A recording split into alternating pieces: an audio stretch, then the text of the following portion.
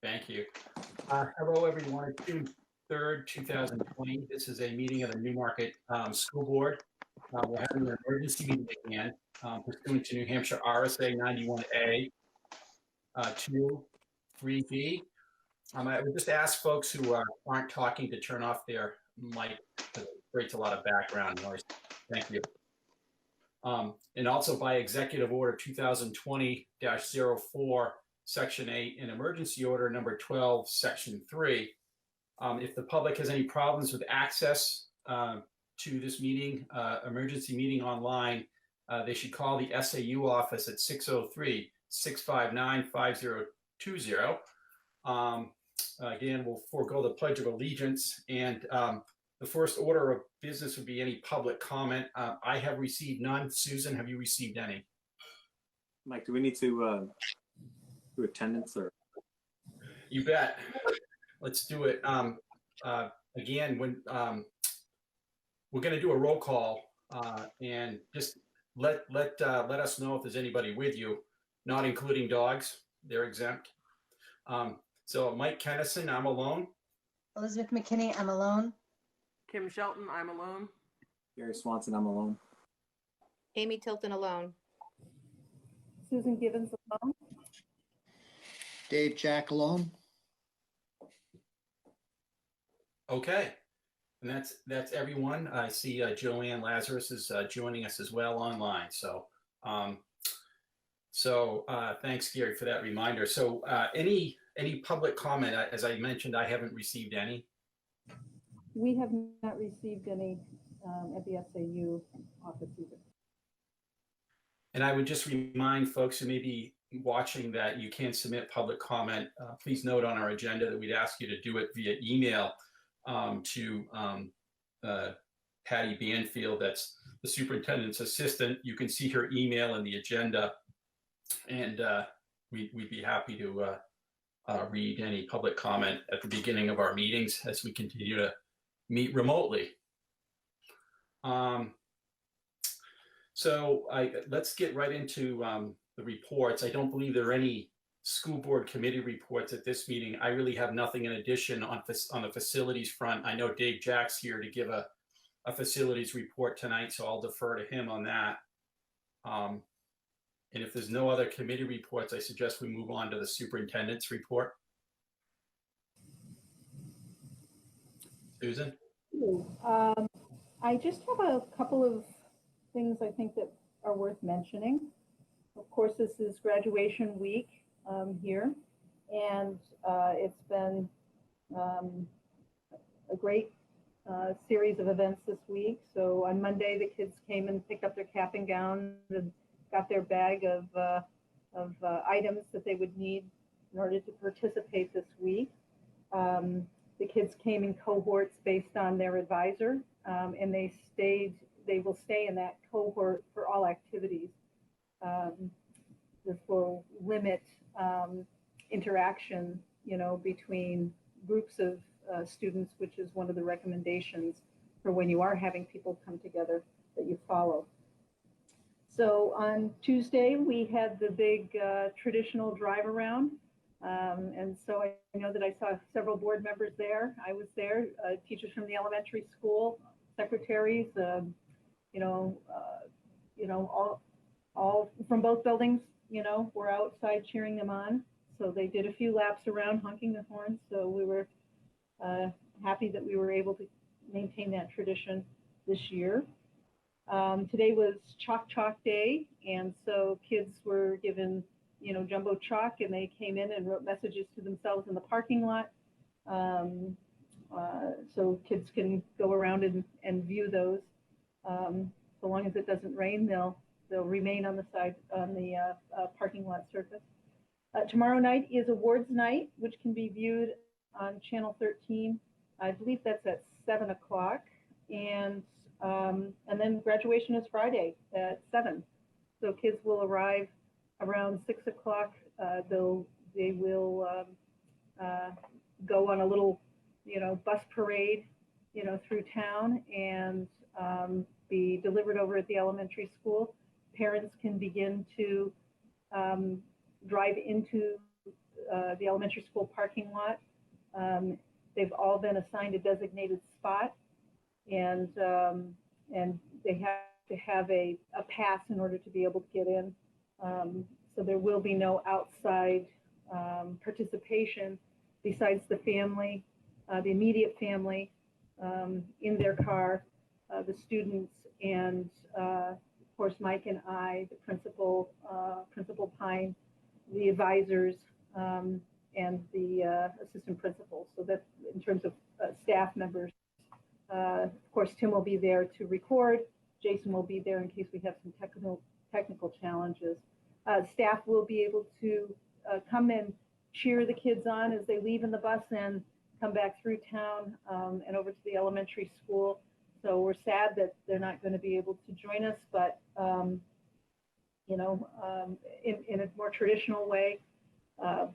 But unfortunately, we have to follow these protocols in order to just be able to have this in-person, more personal graduation ceremony for our kids. And we're really excited, and we have a few surprises that I'm bursting to share, but I will not. I've been sworn to secrecy, but I think it'll be a wonderful graduation for our students. And I just want to, thank Catherine McGilvery, Allie Bowen, Sean Pine, and Randy Edgerly. They have really, really given this everything they can to make this a wonderful experience for the kids. So I just wanted to take a moment to express my gratitude for their devotion to our kids. So that's graduation. The steering committee has been very busy, has met 3 times in the last week, has sent out 3 surveys so far. One went out to parents last Friday, 319, I would say responses, but I need to couch that by saying that the survey is designed for parents to fill it out for every student that they have attending here. So it's not, so 319 represents 319 students. Of course, we have over 1,000 students, so that represents about 1/3 of our student population is represented in the survey so far. Once we reviewed the data, the steering committee, we felt that we really needed to ask specifically, if parents at this point in time felt comfortable sending their students into school when we open in the fall, if we are following health and safety protocols, and that went out today. And so far, we've collected 273 student responses. So student responses through their parents. And then the staff survey went out yesterday, and so far 103 staff members have responded. That represents 50% of our staff.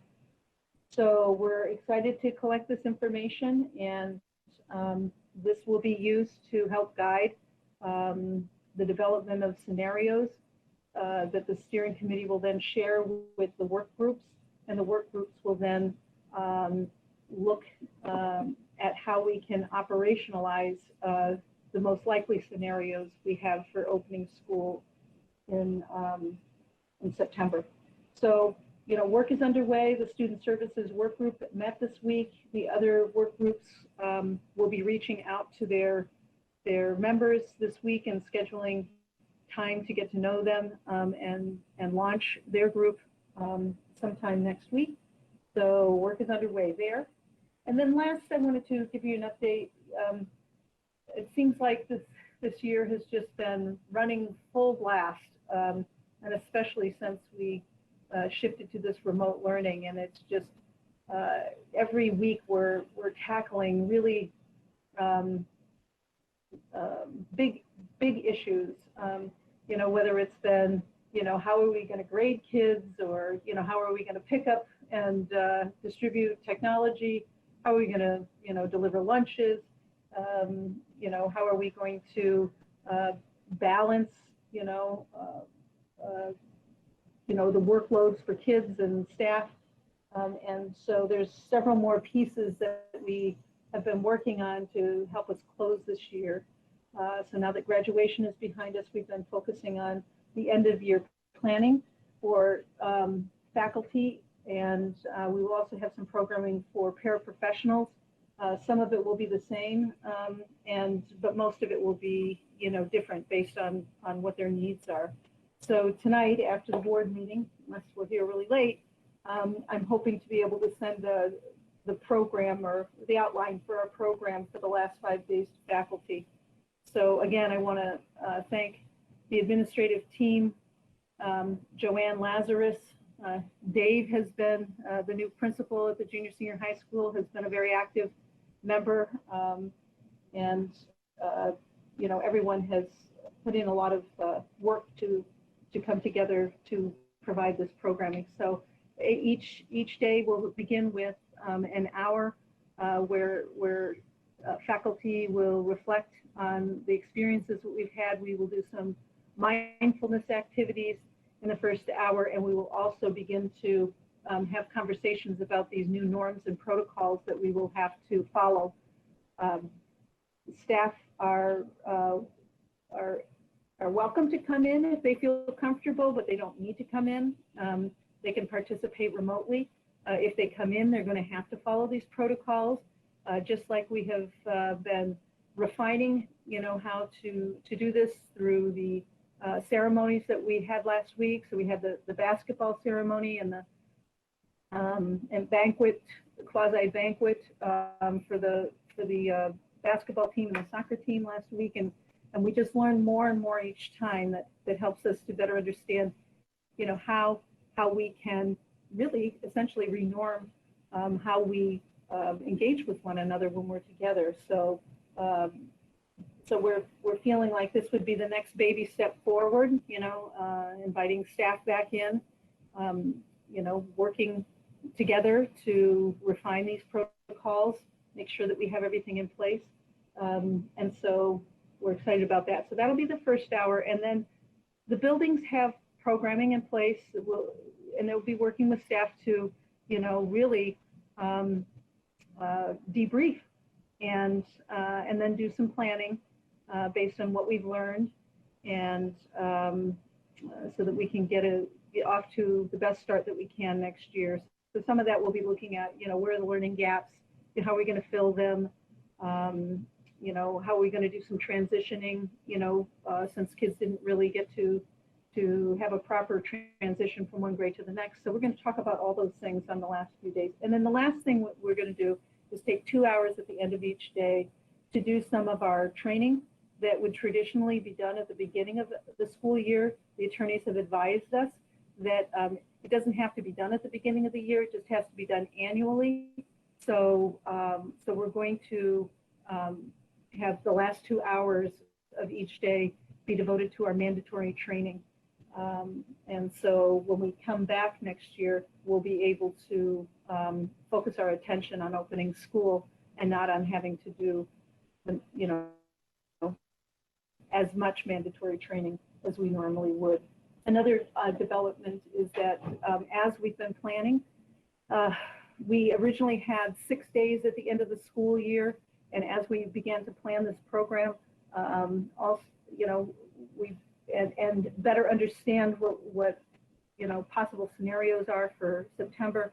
The faculty has been very gracious and is willing to work 5 days at the end of this year instead of 6, and then we'll use that 6th day to add 1 more day to the beginning of next year, so that we have just another day of ramp up time.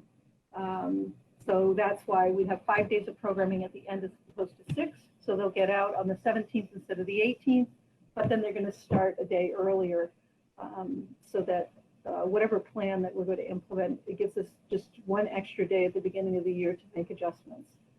So that's the news. That's my report tonight, and I don't know if you have any questions about any of those items, but I'm more than happy to answer them if you do.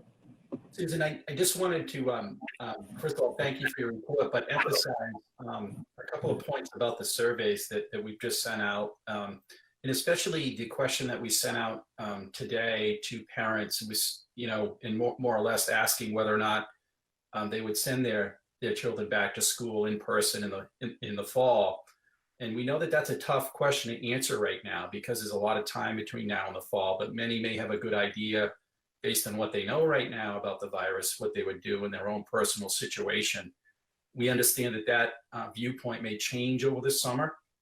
I anticipate that we'll probably reissue that question maybe sometime in August, but it's super important that, first of all, thanks for people who have answered these surveys already, but the more input we get, the better planning we can do. Say, for instance, we, come to an understanding that only a certain percentage are expecting to send their kids back to school in the fall versus having them, stick with remote learning.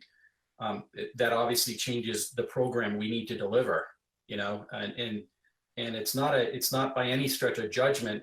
People may have myriad reasons why they would prefer to keep their children at home and or send them to school, but it's important that we get that information. And so please take some time and fill out those surveys.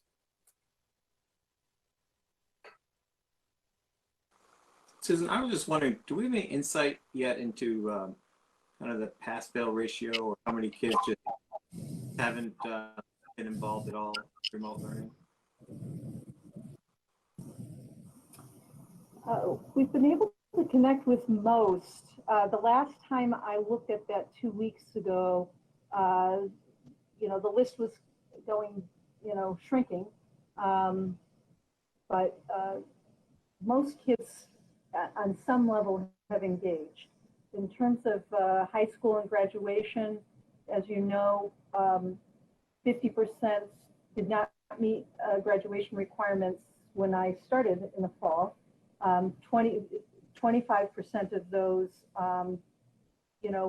with adjustments to their current schedule would meet the graduation requirements. And then another 25% just, there was a higher failure rate earlier in their high school experience that put them behind the 8 ball. And we've been able to get, I think, all but 4 will walk out of all of those. So again, I commend the staff at the junior senior high school for doing such incredible outreach to those kids to help get them over the mark. Some kids have not engaged to the same degree as others, but we'll know better when we close the year and we do the gap analysis how we landed in terms of our learning goals. So I can give you an update after we go through that process and let you know how we made out. That's fantastic to hear that only 4 kids. Mike, can I say one thing?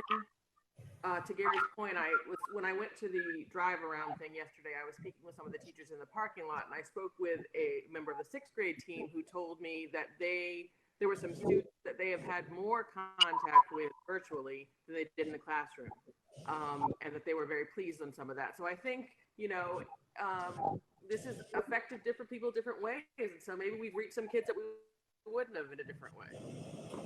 I think that's a very good point. So before we went out, we probably would have 7 or 8 disengaged students. And what we saw is that we had about 7 per grade level. And at the elementary as well as at the junior senior high school. And that number didn't really change. Sometimes the kids would change, to Kim's point, but the numbers in terms of disengagement remained about the same whether we were remote. Now, again, we looked at that a couple of weeks ago, and of course, anytime you get into the month of June, engagement always, wanes. So, there's a kind of a natural waning of engagement, as you hit towards the summer months anyway. So that might be a little bit hard to measure. But good point, Kim.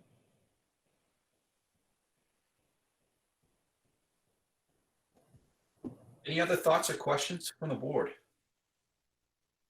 Okay. Thank you, Susan, again. And we're going to move down to our discussion items. Thanks again for Dave for joining us tonight. You're first on the list, and we've got a couple items to discuss with us. First is bid approvals, and then you have a facilities update. Thank you. The first item is a bid that we put out actually back in April. Initially, we had no response to the bid. This was for the illumination sign bid. So we resubmitted the bid, actually looked for companies that have done this kind of work, made sure that they were able to access all our bid specifications, and we had companies respond. So there were two bids that we received. Both of them have been reviewed by myself as well as your facility consultant, Greg Miles, who was involved with, as you know, in the past with the building project and so forth. The bid that we're recommending is the Sundance bid. And as you can see, there's a substantial difference in the pricing between that of the other company. We researched that out, found that they are going to meet the specifications, and we think that you'll be pleased with what is constructed and the sign as per the specifications. Because of the difference in the pricing, you know, initially we had some concerns, but Sundance is committed to putting the sign up for the specifications and to what we had agreed to. So I'd like to recommend that you vote to approve that. Your prep work is done, if you will. The electrical, I think, has been already done. So once with your approval, we would come up with a timeline to move forward on this sign. Hi, Dave. This is Amy. I have a question on the two prices where there's such different amounts. Are they? I know they meet both bids met the specifications, but are they actually the same product? Like size-wise? I mean, is there a difference as the way they're going to look, or the size of them? There's no, we put specifications in for the sizes, so they do comply. Both of them are the same compliance. One is not smaller than the other, if you will. Okay. And both meet the purposes. Again, there wasn't a lot of interest in this. When I say there was only two bids, that's really all we got.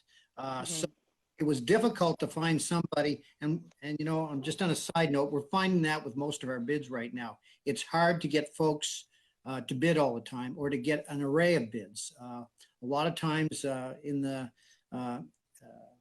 COVID-19 pandemic, we're finding that we're not seeing the same numbers of folks bidding on project as we had in the past, and that's something I've seen since I've come to Newmarket, and I've been here through the pandemic. So it's not unusual. But even with this here, we took a little bit of time to go back in. Both of these companies are legitimate. I've worked with one before in another district. I have not worked with Sundance, but again, we did vet them out. Greg Marles, in fact, looked at this just as you are, because of the difference in the pricing, and we feel that they're going to give you the product you're looking for. Okay. Thank you. And just a little bit more on that, we discussed, there was a fair amount of discussion by the board involving, you know, the town, the police department and the public works director and administration out of the schools as to where to place this sign. And originally it was thought that we put it on the school side, if folks remember where the old sign was. But there was some concern that perhaps that would distract people from the who are driving by, you know, from the crosswalk, and people who may be in the crosswalk, they might be staring at the sign. So we ultimately, after several meetings, decided to put it across the street. It's in the area which has been recently seeded with grass, right in front of the side parking lot. As Dave alluded to, it's already the wiring's already there, so the sign simply needs to be installed. But I'd just remind folks again that that sign was provided to us through a generous donation of a former community member here in Newmarket. So just acknowledging that again. So if the board's okay with it, I suggest we vote on this. If folks have any more questions, please ask them, or any thoughts, but I suggest we vote on this now. It is an amount that exceeds our minimum requirement for bidding in our policy, so we need to take a vote. Mike, can you just clarify for me? So the sign, we have a sign that's being donated, and this is for the work, installation work? Yeah, the money is being donated for the sign. So that, how much of the, I didn't realize that. How much of the bid is being paid by the school? None. Oh, I guess that makes it a pretty. Yeah, and there were other donations in terms of like gym equipment and a school board as well in the gym. So yeah. Any other thoughts or questions? If there are none, I'd entertain a motion to approve the bid for the school sign. So moved. Oh, go ahead, Kim. Mike, I move that we accept the bid from Sundance to put in our electronic sign at the junior senior high school. I'll And the second bid in the that. amount of $25,275. Okay, I'll second that. Ms. Shelton made a motion and Ms. McKinney seconded. Is there any further comment? Okay.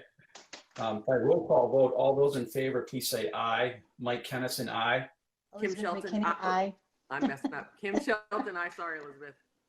Gary Swanson, aye. Amy Tilton, aye. Okay, that motion passes unanimously. Thanks, everyone, and thank you, Dave, for that handling that bid process. And you have, I guess, more to report on facilities. Right. What I'm going to try to do is, and I think you have in just the categories, you received just a memo regarding a real broad brushstroke of kind of where you are with bids, what types of projects are we looking as we go forward in the immediate future, and then things that are going to carry on into next year. And I'll explain all of that. Really, there's only, in all of this, the funding sources that we're going to talk about with all of these are either going to come from the building project, bond interest, which was your warrant Article 5 that you approved in March. There were a number of these. And then funding that will be available in FY20 and needs to be addressed before the end of the year. So I know there's been some questions on what bids are we currently looking at. We've got an elementary bleachers bid that came in today. We also have a bid on the reception desk at the junior at the high school, I think is where it actually is. We've got bids that we're analyzing right now on HVAC preventative maintenance and energy management system preventative maintenance. All of these bids are, if you will, have been on the street, have either been returned and we're analyzing them, and we have questions on them, and or in one case, and I'll report on that at the next meeting, we didn't get any bids, so I have to go at this a little differently. I think we're going to have to address it by finding potential vendors, making sure they're aware, because they are, I don't think that in some cases they're getting the information from the sources that we would use. In your policy, if we're bidding, it requires that we advertise in some form so that they're aware. So we use a couple of different conduits to get to them. I'm not sure that the conduits for some of this work is working as well, and may be the reason that we're not getting the bids on the street. And I'll mention that one. I may as well do. It's the reception desk right now. I'm not sure that that's going to be, we put this as a bid. I'm not sure. We don't really know what the final cost might be. It may not exceed your 10,000, so we can address it differently. However, it is here right now, and that's the one I have some concern, and it's the one that you want to have taken care of because it would affect next year, the opening. If in fact we do, whatever the case is, we really want to get that done. So I'll be addressing that, and we'll probably report back to you by the next meeting on the 18th as to where we are with this. And I think we can do this a little differently and get to where we want to be. So the other pieces here, the additional facility projects for FY20. There are some things that we have on the plate because of decisions that were made, and I'll just quickly go through them. Some of these will be addressed with monies from this year's budget. In fact, all of these, that would be the recommendation of monies that are available. I'm not, and correct me if I'm wrong, I may have the wrong name for the building. I believe it's the Perkins Building. I've got annex written on it, but we need to put some office space in there because we need to have some folks move from areas. So we'll be coming up with a proposal with that. That'll involve some construction of walls. There might be some HVAC units issues up there as you go through. But you moved all of the programs that were in there, the art program, that all went back to the high school. And so this vacates that space. And so you'll need some offices. People will be moving from our building at the SAU. At least one person will be moving up to that pro space. It seems to be good space. It's conducive to putting some offices in there. And certainly would help with the work environment. The other piece that comes into play is because of there is some work at the SAU office that really needs to be done. A conference area, which means the removal of a wall, some painting, some additional carpeting. I'm just bringing that up because we haven't done anything in terms of committing to anything until we're looking at the actual end of the year balance and making sure that we can keep within the confines of what we had told you folks, the target balance of what was going to be returned and so forth. So we're working within those parameters. School Dude preventative maintenance module, that's a piece of software. That's pretty important because you're involved with School Dude as we speak. It's your work order system that our folks get, so that if you utilize the work order system, you can put in a repair or what have you. It automatically comes out, and there's tracking of all repairs. There's a tracking when it went out, and somebody gets to it, so stuff doesn't get dropped to the crack. This really is another layer on top of this, and this comes into play because of your building project mostly. You've got a lot of brand new equipment that's very expensive, HVAC, a lot of warranties that go along with that. School Dude offers a module that they will come in and we'll be here on Monday because we've already working with them. They'll be here on Monday. They will collect all the data on the buildings, all the HVAC systems, roofing, all of that stuff, if you will, that requires some type of maintenance, has a lifespan, warranties on anything new. They'll put that all into a database. We'll be able to access the database ourselves, add to it as the years go on because we pay for the module on an annual basis to really for the software. And then what'll happen is as preventative maintenance comes up twice, 4 times a year, what have you, they'll automatically go through the work order system and come out to us. So we won't always have to be on top of this. As long as the input is in there, we'll get a work order when it's time to change belts, filters, all that good stuff. So this will really help in the long term of maintaining your equipment. You've put a sizable investment into what you have with your building projects. This is a good way to track what needs to be done. And it doesn't matter with the changing of employees or people in that position, this will remain standard. And as long as you continue to input the items that need to be put on an annual basis, this is really a good tool. for you folks. So that's something that is in the process that we did start out because it went along with what you're doing with the building project. The last piece in the regular pieces is, and there's two pieces to this, the suspended ceiling acoustic. In the media and the cafetorium, there's a sound problem. It's hard to hear in there. It's hard to conduct a conversation if you have a class. And this also is going to be in the warrant Article 5 because it's in two places. The media and the cafetorium are here because it has to come out of the funding from the budget. The other three areas are the science rooms. The same problems there. High ceilings, there's an echoing. It makes it very difficult for folks to hear. So in this case and in the one below in warrant Article 5, the first thing that happens is we're working with the architect right now, Banwell, and the reason for that is we want to make sure, and they want to make sure, and this came on a conversation I had with Mike, they want to make sure that everything was installed correctly. I believe it probably has been, only because somebody would have had to sign off on it, but we're going to ensure that that's the case, that there wasn't something missing that should have been there that will remedy this problem. And if it's not the case, then we'll have to come up with a solution.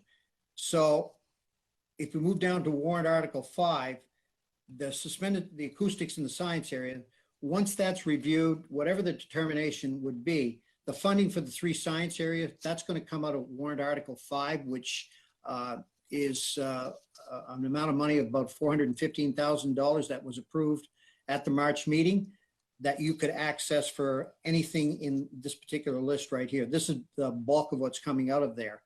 You've got the lighting dimming at the elementary, you've got the science areas, you've got the lab station electrical, you've got ductwork leakage at elementary, and then any other furniture needs that are there.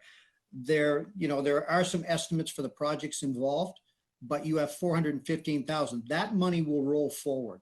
That doesn't go away. That will continue to be here. So we'll just utilize that up and finish that out. But that comes through in FY21. So that's kind of a little bit of those pieces. Then we've got some, on the second part, we've got other facility pieces. It's the continuing response to COVID-19. We're working, as the superintendent alluded to, you have a steering committee, and then we have a number of different subcommittees that are going to feed back in that to get to some of the solutions that we need. But the operations piece is something that we're involved with. That means you continue to have to respond to how would you clean buildings, what's the protocols, things such as if you decide you're coming back, do we take temperatures, any array of things that we've never had to do before that you will need something in the facility that will take care of that. So we continue to review that. Your facilities director's position, I'm just reporting, is still open. That has not been resolved. That is probably why I'm doing some of the reporting tonight. And Dave, sorry, you went out, at least on my screen, by about 30 seconds. I don't know if that happened to everybody else, but I couldn't hear like the last 30 seconds of you on the COVID-19 stuff. Okay. Can everybody hear me now? Yeah. Okay. So the COVID, let me just go back to COVID-19, where we continue to try and respond to things that we think are going to be issues. The steering committee is in place. You have subcommittees within the steering committee, and one of the ones is in operations, which includes facilities. You're going to have to address how does one sterilize the different areas. You're going to talk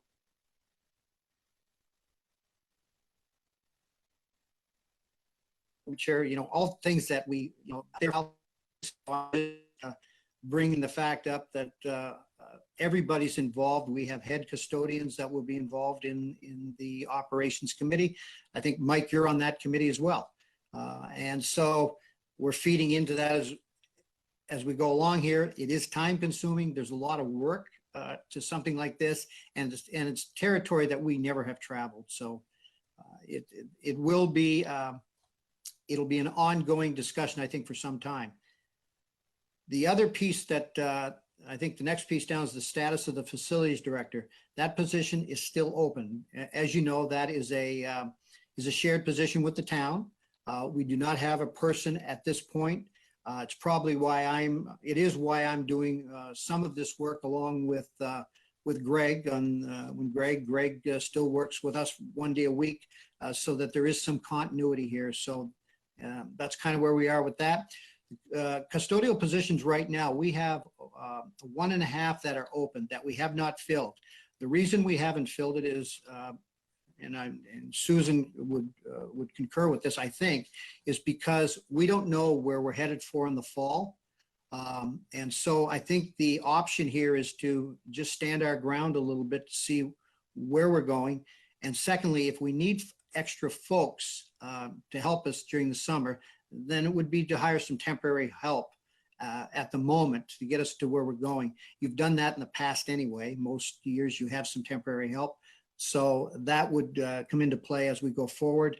And in particular for the next item, the summer maintenance. So, I mean, we still have folks that are doing the projects that, getting the schools ready. Do they have a little bit more time? Yes, there's a little bit more time they've had this year because of this. Consequently, there'll be some extra things we get done that normally we might have to bring another company in to do, but because we're able to do them ourselves, and we've in essence, we've had the buildings kind of free of folks for the last several months. That makes a difference in what we can do. And the last part that I have here there are some other things that in the building, I believe these were part of the building project when it came things that were never addressed, but they, and then in no particular order, but if there is funding available, you might want to consider doing it. And one was the elementary playground. I know that there was some dialogue on that, but there was no funding for it.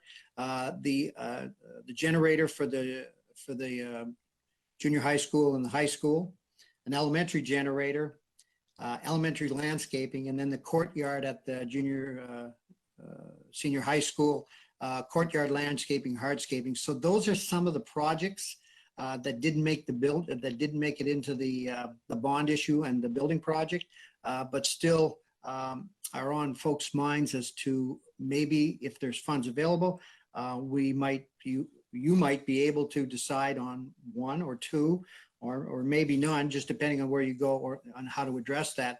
But some of these things, as we go forward, if you're looking to do in the next several weeks, we'll have a pretty good idea of what we will have left over at the, when I say leftover, unexpended at the end of the year out of the general fund.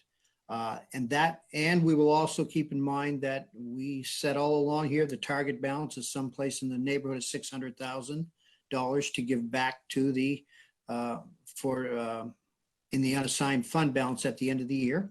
I think I'm very certain that that's achievable, but some of the other pieces that we may be able to do some of the other pieces because there may be additional monies that are available. And those additional monies may be available this year, no other year, because this is a year where we have been involved with things we didn't spend. The one that comes to mind is like teacher substitute account. We would not have utilized that like we have in the past. And so there will be monies available there. So that's a real quick kind of update as to where we are with facilities. If there are any questions, I'd be happy to answer. I'm going to, as I said, I am going to come back on the 18th and hopefully have a much more definitive plan. The board will have to, obviously, it's in your purview to review, particularly with those encumbrances that we are going to carry over or recommend to be rolled over into next year.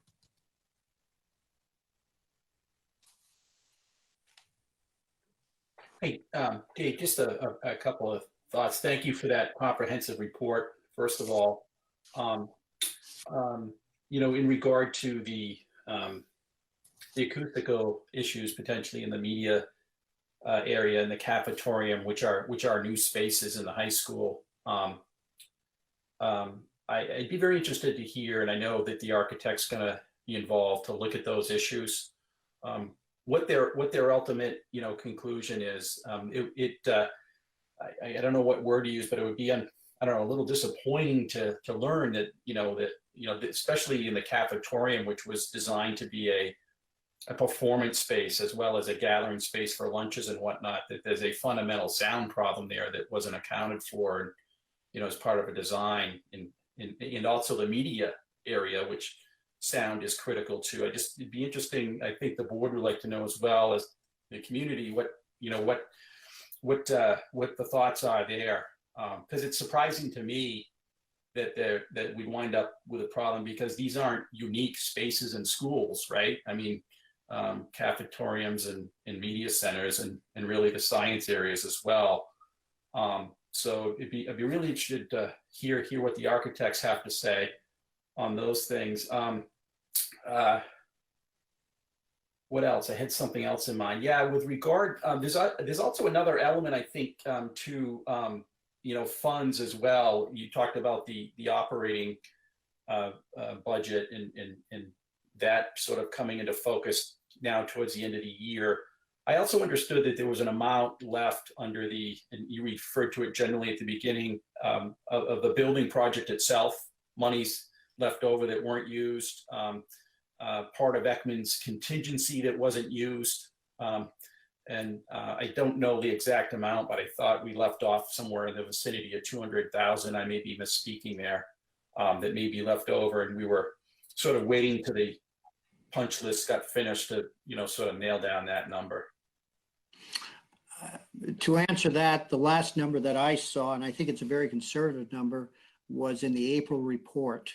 And I think at that point, Greg had indicated that he thought it would be at least 155,000, but I think it's a very conservative number. So your 200,000 is not out of line, Mike. I think it's someplace in between, if not more. And those monies will be available, yes. Thanks, Dave. I guess I would just, I'd like to suggest to the board, given that we're in a lot different place now than we were in March, and that we're something around 17% unemployment in New Hampshire, that we consider deferring anything we can that won't affect education or the long-term life of the systems. Just I think anything we can return to the taxpayers this year to offset the burden that everyone's going through would be probably greatly needed and appreciated.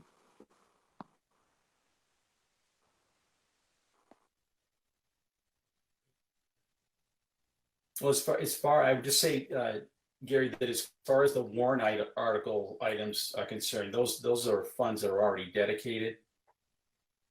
And I guess Dave said they roll over, so they wouldn't return to the taxpayers anyway. So. That's correct, Gary. They're just their monies that are the piece that doesn't roll over is your general fund. Other than the bond interest, which will be, the bond has gained over the lifetime of where it was, is someplace around 825,000, will be a little more. It'll mean that there will be at least 110,000 after you take out what the warrant articles specified for the bonds. There'll be another $125,000.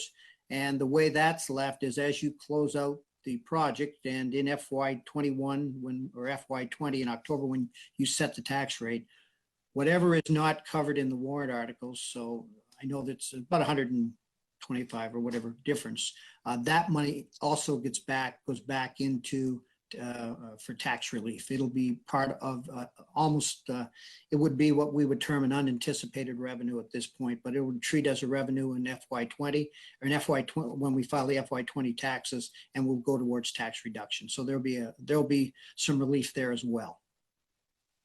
No, I think, Mike, to your point, anything that's earmarked and won't return to the taxpayers, and yeah, obviously that makes sense to spend towards its intended purposes.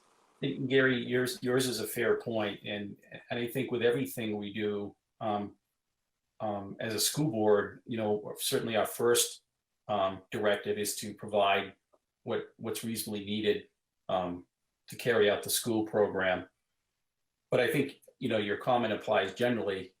We don't want to use money that we don't need to use, but we need to make that balance. But, our role, it seems, as a school board is to make sure that the district and the kids and the teachers are getting what they reasonably need. And there's often not a bright line for that. It's a judgment call in some cases, but your point is well taken. Any other comments on the facilities presentation? Thank you, Dave. Appreciate it. Thank you. And we are on to the next, we're doing the second read of the investment policy that we had a first read on at last meeting. And that's in our materials. And Kim, you may want to just remind folks again that that's a sort of a boilerplate policy. Exactly, Mike. And I have not received any questions this week pertaining to it. I will say what I said last time, that this is actually completely a boilerplate from the New Hampshire School Boards Association. So it's in line with the policy that they suggest. Does anyone have any questions now? I think that's it. I hear no questions. So as we're going through it, we might as well entertain a motion to approve that policy on a second reading. Somebody will make a motion. So moved. Gary Swanson. I'll second that, Elizabeth McKinney. If there's no further discussion, all those in favor, please say aye by roll call vote. Mike Kennison, aye. Elizabeth McKinney, aye. Kim Shelton, aye. Gary Swanson, aye. Amy Tilton, I. The motion passes unanimously. And the next item on the agenda, Susan, it's end of year planning. I think you touched upon that a little bit in your superintendent's report. Maybe you covered it. If you just asked me a question, I just accidentally knocked myself out of the meeting, so. Oh, that's okay. Susan, on the agenda, we're on the end of the year planning item, and I don't know if you already covered that in your superintendent's report. Sorry, yes, I did, Mike. Okay, and so I suggest we move on to the action items that we have minutes to approve from May 21, public and non-public. Can I entertain a motion to approve those minutes? I approve the minutes. Elizabeth McKinney makes the motion. I'll second. Gary Swanson. Are there any edits or corrections that we need to make? I do have one on, I believe it's on page 3 of my copy. I'm not sure. I asked whether the New Hampshire School Board Association version was basically that this was based on the New Hampshire School Board Association. It says that it was based on, in the minutes, the New Hampshire Student Privacy Alliance. So SVA, not SP. I remember you saying that too. Yeah. So yeah, that makes sense. That's where our policies come from, is the School Board Association. So anybody have a problem with that amendment? None? Okay. Anything else? Okay, with that amendment, if everybody's in agreement, by roll call vote, Mike Kennison, aye. Elizabeth McKinney, aye. Kim Shelton, aye. Gary Swanson, aye. Amy Tilton, I. That motion passes unanimously. And next on the agenda is the manifest. Can we have a motion to approve the manifest? Yeah, make a motion that we approve the manifest for June 3rd, 2020, totaling $376,374.59, of which payroll is approximately $275,000, accounts payable is approximately $89,000, and bond interest is approximately $11,500. I'll second that. If there are no questions or comments, all those in favor, please say aye by roll call vote. Mike Kennison, aye. Elizabeth McKinney, aye. Kim Shelton, I. Gary Swanson, aye. Amy Tilton, I. Okay, thank you. That motion again passes unanimously by roll call vote. And I think we are at the end of our agenda. We need to go into non-public for a moment to discuss some employee hiring matters. I would keep a motion pursuant to New Hampshire RSA 91A:3, Roman 2B and C, to enter into non-public session. I'll make the motion, Mike. To go As to a- public, Elizabeth McKinney. I was going to ask, are we going to discuss the hirings when we come back out of non-public? We will. Okay. Mike, Is it- I'll second the motion. Kim Shelton. Thank you. Okay. All those in favor by roll call vote, Mike Kennison, aye. Elizabeth McKinney, aye. Kim Shelton, I. Gary Swanson, aye. Amy Tilton, I. That motion passes unanimously. We're in non-public session at 5:58. And let's go to that other link.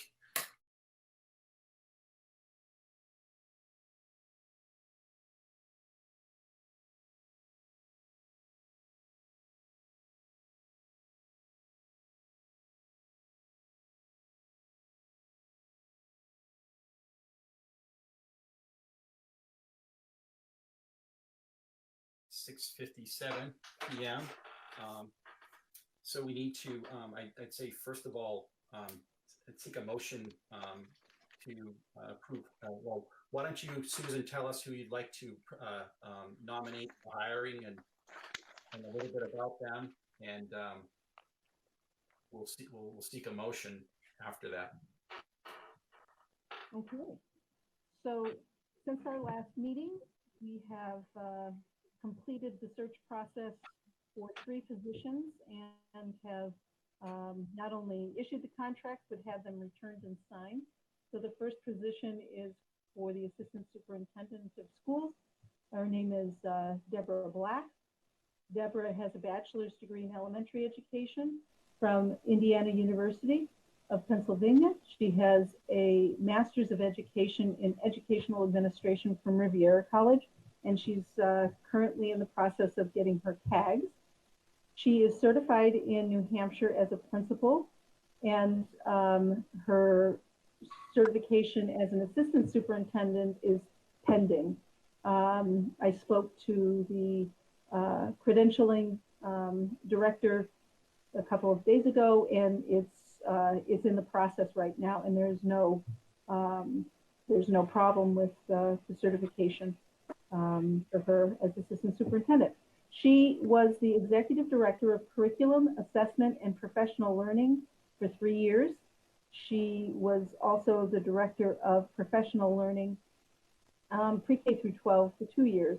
Prior to that, she was an elementary school principal for 5 years and an assistant principal before that for 2. She has 12 years of teaching experience at the elementary level, teaching multi-grades. And we couldn't be any more excited to have her join us. She has experience in curriculum, instruction, assessment, grant writing, and recruitment, and developing and overseeing mentoring and induction programs. So we really have somebody here that is not only qualified, but very experienced in the areas that we were seeking in the qualifications and background of our assistant superintendent. So she's the first one. The second one is Shana Thorell. Shana is moving from into the position of assistant principal for student services at the junior senior high. She will be replacing Sarah Denham, who is going back to teaching at the elementary level. So Shana has a Bachelor's of Arts degree and a Master's of Education from UNH. She just completed last year a certificate program in administration at Plymouth State University. She's participated in the Granite State Leadership Program, which is a 3-year commitment. She has a statement of eligibility for associate principal. She also has certification in curriculum administration general special education, and elementary education. She has worked here her entire career, teaching in the 5th grade from 1995 to 2018. She's been a teacher leader for the last 2 years. And for the last 2 years, she's also been a special education teacher in grades 3 through 5. So I would like to thank, Erica McNeil, David Dalton, Dawn Ellen Fielding, Janice Murray, and Amanda Nieves for being on the screening committee that was part of the review process for this position. So thank you. I'd also like to just thank for the Assistant Superintendent Nancy Miller, grade 1 and 2, Anna Davenport, Joanne Lazarus, Mark Levitt, Delaney Rosenberg, Jamie Hayes, Lynn Healy, Jen DiStefano, and Christina Cochran for their work screening assistant superintendent candidates. So that's my second one. And then third is Louise Beal. We have hired her to be a speech language pathologist at the junior senior high school. And I had mentioned that this is a very difficult position to fill because there aren't a whole lot of speech language pathologists, but I guess it's the third time is a charm. And so Louise comes to us having just completed a master's degree in communication sciences and disorders from UNH. She has a bachelor's degree in communication services and disorders from UNH. She will have her certification next year. She will be working with Laurie Carmichael to complete her training. She completed the program and she just needs 1 year practicum experience in order to get her license. So she's eligible to be hired under New Hampshire certification requirements. So we're pleased. She comes with us with a couple of years of experience in the field. She has experience in clinical, in a clinical environment as well as in an educational environment. And so we're just really excited to be able to add her to our staff. So I'd like to thank Sarah Denham, Carly Harrington, Susan Raymond, and Lori Carmichael for their work in finding us a very qualified candidate for the position of speech language pathology. So those are the three that I have before you tonight. Great. If there are no other questions from the board, I'd seek a motion to approve those nominations. Mike, I would just, I think you mentioned this last week or last meeting. I think it bears repeating, worth repeating. Susan, just thank you and the administration team and everyone else for their hard work. I understand that we filled positions a lot earlier this year than we have in the past, and it's appreciated. And I'll seek and I'll make the motion to approve the nominations. So moved. Kim Shelton. Kim Shelton seconded. If there's no further discussions, all those in favor, please say aye by roll call vote. Mike Kennison, aye. Elizabeth McKinney, aye. Kim Shelton, aye. Harry Swanson, aye. Amy Tilton, aye. That motion passes unanimously, and we're excited to have all of those folks aboard. Thanks, Susan. I think we have one last piece of business we have to do tonight, and it was not on the agenda, but I would ask the board to entertain a motion to allow Susan to issue contracts to support staff. By statute, that needs to be done by the end of the school year, which is coming up next week. I would add to that, though, that we are, as we said, at this meeting and other meetings in the middle of assessing needs and programming for next year, given the pandemic situation. So those needs will probably be figured out over the next month or month and a half.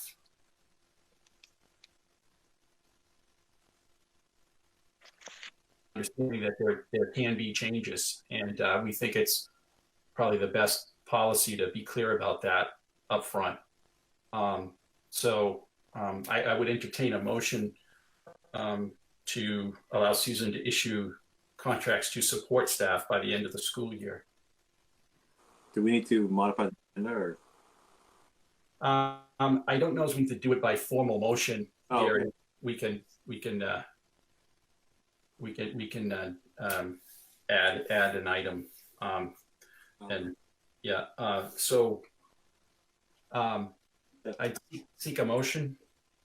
Yeah, make a motion that we ask Susan to send contracts to paraprofessionals for the 2020-2021 school year with cover letter indicating that there may be changes to the needs once we further on COVID.